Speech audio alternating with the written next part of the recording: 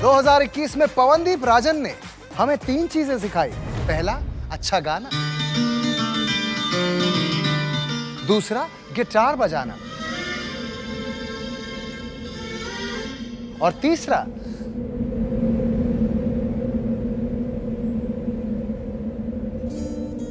ऐसा पहली बार हुआ है 14-15 सालों में, कोई अनदेखा अनजाना आने लगा है ख्यालों में। गहरी गहरी काली आंखें मुझसे मुझको पूछती है, हाथों की रेखाओं में एक चेहरा सा बन जाता है। ऐसा पहली बार हुआ है 14-15 सालों में, कोई अनदेखा अनजाना आने लगा है ख्यालों में। मुंडा बड़ा चंगा लगता है, पर है कौन?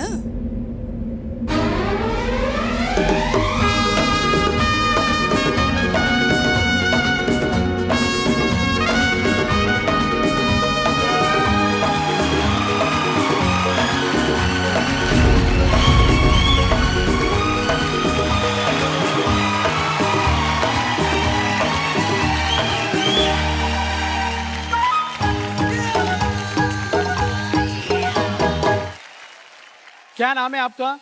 जी मोहम्मद फैज़। मोहम्मद फैज़, कहाँ से आए आप? राजस्थान, जोधपुर। आप डायरेक्ट स्कूल से आ रहे हो क्या? नहीं सर, सब मुझे बोलते हैं कि मैं स्कूल यूनिफॉर्म में बहुत अच्छा लगता हूँ, इसलिए मैं स्कूल यूनिफॉर्म में आया हूँ। अरे वाह। अच्छा, लड़कियों का हॉट फेवरेट है?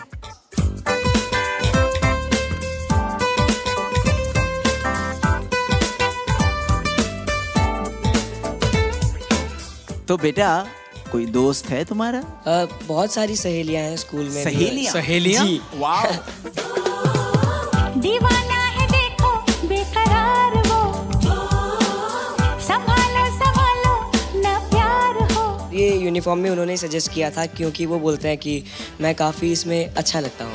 अपना बना के देखो, दिल न चुरा ले वो, ऐसा क्यों लगे है बोलो ना।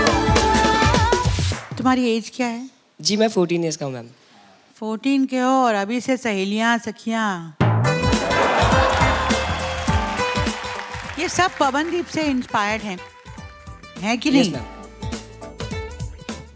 पता नहीं मैम, हाँ मतलब मैं हाँ, क्या ही पता कह नहीं, दूं। मुझे तो कुछ पता नहीं, मैं तो बहुत भोला भाला हूँ, मुझे कुछ नहीं, ऐसा नहीं। क्या सुनाने वाले हो? खामोशियाँ। खामोशियां। डन।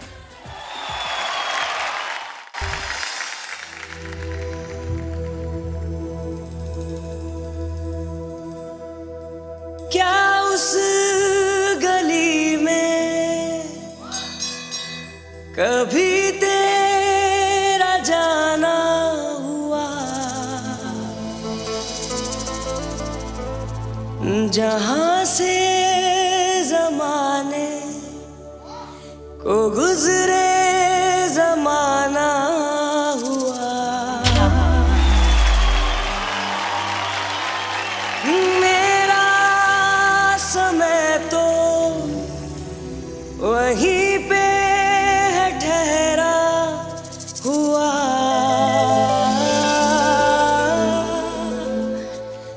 बताऊं तुम्हें क्या मेरे साथ क्या क्या हुआ। क्या बात है।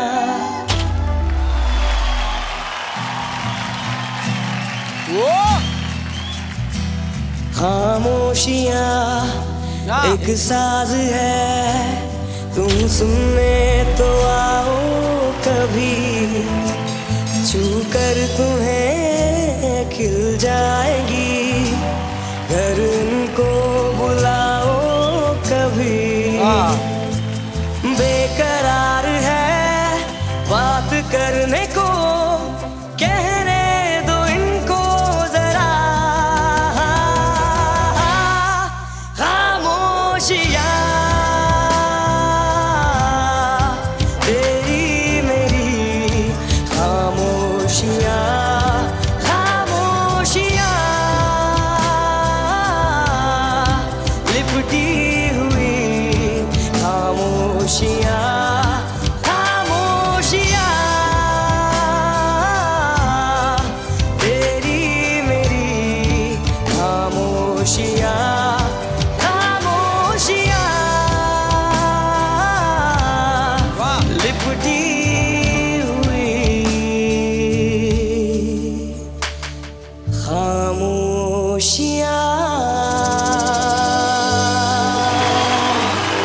थैंक यू सो मच अभिनव।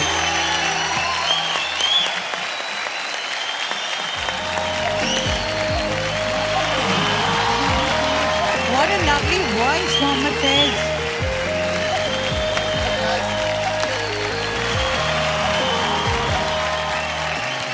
तुम्हारी आवाज में कुछ अलग ही कुछ है, बहुत ही कातिल आवाज है, Thank you, एकदम ma'am. अट्रैक्टिव और खींचने वाली अपनी तरफ। Thank you so much ma'am. Beautiful. Pawan के ऑडिशन की याद आ गई जब पवन ने शायद गाया था। क्या गाया था यार। अब समझ में आया तुम्हारी इतनी सहेलियां क्यों हैं। I am very very impressed. Thank you so much ma'am. I love your voice quality. Thank you. Himesh क्या बोलते हैं एज अ कंपोजर? एब्सोल्युटली।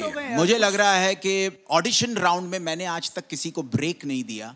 वहां पर सायंतनी कांजीलाल हमारे सुपरस्टार सिंगर की इतना ग्रेट गाने के बाद इमीडिएटली वो ब्रेक ले चुकी है और उसके साथ ड्यूएट में आप गाने वाले।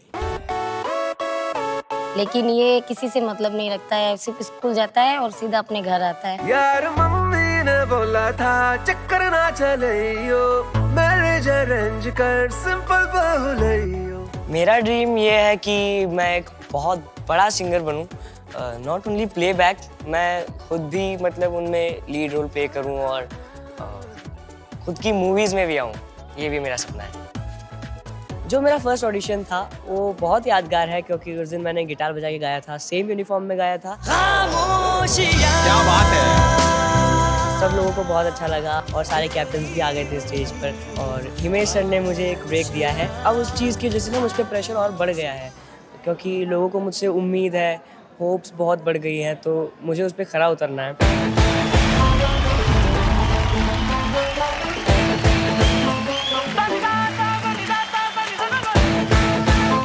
नमस्ते जजेस, नमस्ते कैप्टन्स। क्या स्टाइल है, बाल वाल एकदम झटक के। हमारा जो फैज है वो एक चॉकलेट बॉय है। दीवाना है देखो बेकरार हो, संभालो संभालो ना प्यार हो। बिल्कुल चॉकलेट बॉय। तुम्हारे लिए ना मुझे लगता है कि फैज नाम हटाकर मैं तो तुम्हें कहूंगा chocolate. You are India's chocolate boy. Thank you so much sir. Favorite. अच्छा फैज, जब आपको सर्टिफिकेट मिला उसके बाद में सहेलियां खुश थी?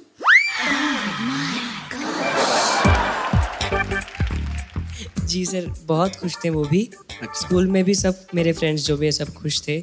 जैसे फेयरवेल में सब टी शर्ट पर कुछ ना कुछ ब्लेसिंग्स देते हैं या कुछ लिखते हैं, तो वैसे ही मेरे स्कूल के फ्रेंड्स ने भी अपनी ब्लेसिंग्स मेरे साथ भेजी है। वाह। मेरे शर्ट पर भेजी है मतलब देख सकते हैं हम लोग? बिल्कुल सर।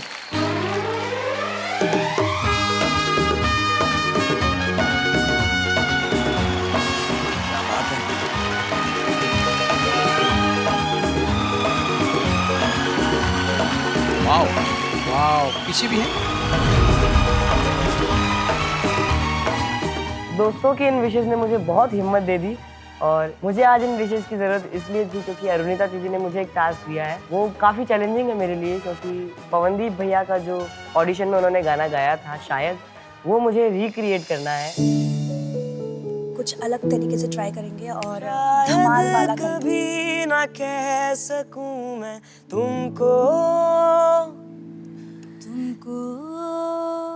आई होप आप सबको और हमारे कैप्टन पवनदीप को ये बहुत अच्छा लगेगा। वाह। शायद जब पवनदीप ने गाया था जी, तो आज भी मुझे वो तारीख याद है, 28 नवंबर 2020। इंडियन आइडल के उस परफॉर्मेंस से हिंदुस्तान म्यूजिक इंडस्ट्री को एक बहुत बड़ा सितारा मिला था और वो है पवनदीप। और यही वो सेट था और यही वो कोना था। ये लेफ्ट में I can still visualise Pawandeep was playing the piano.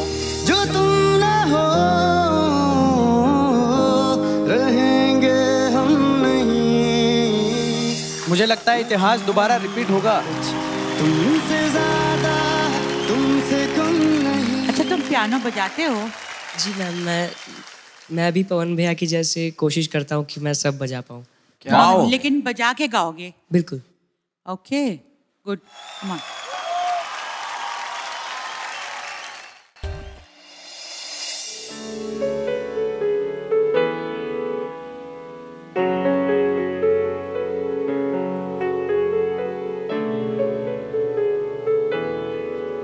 शायद कभी न कह सकूं मैं तुमको, कहे बिना समझ लो तुम शायद, शायद मेरे ख्याल में तुम एक दिन मिलो मुझे कहीं पे गुम शायद, जो तुम ना हो रहेंगे हम नहीं, जो तुम ना हो रहेंगे हम नहीं, ना चाहिए कुछ तुमसे ज्यादा तुमसे कम नहीं, जो तुम ना हो तो हम भी हम नहीं, जो तुम ना हो तो हम भी हम नहीं, ना चाहिए कुछ तुमसे ज्यादा तुमसे कम नहीं, चाहत कसम नहीं है कोई रस्म नहीं है, दिल का वहम नहीं है, पाना है तुमको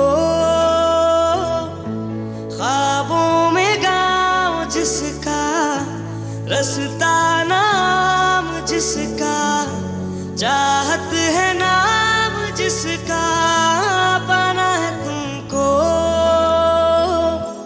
ओ तुम जहाँ मिलेंगे हम वहीं, ओ तुम जहाँ मिलेंगे हम वहीं, न चाहिए कुछ तुमसे ज्यादा तुमसे कम नहीं, जो तुम ना हो तो हम भी हम नहीं, जो तुम ना हो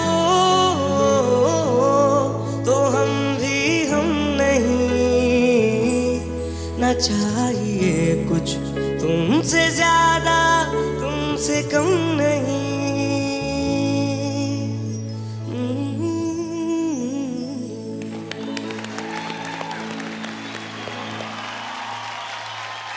Thank you so much.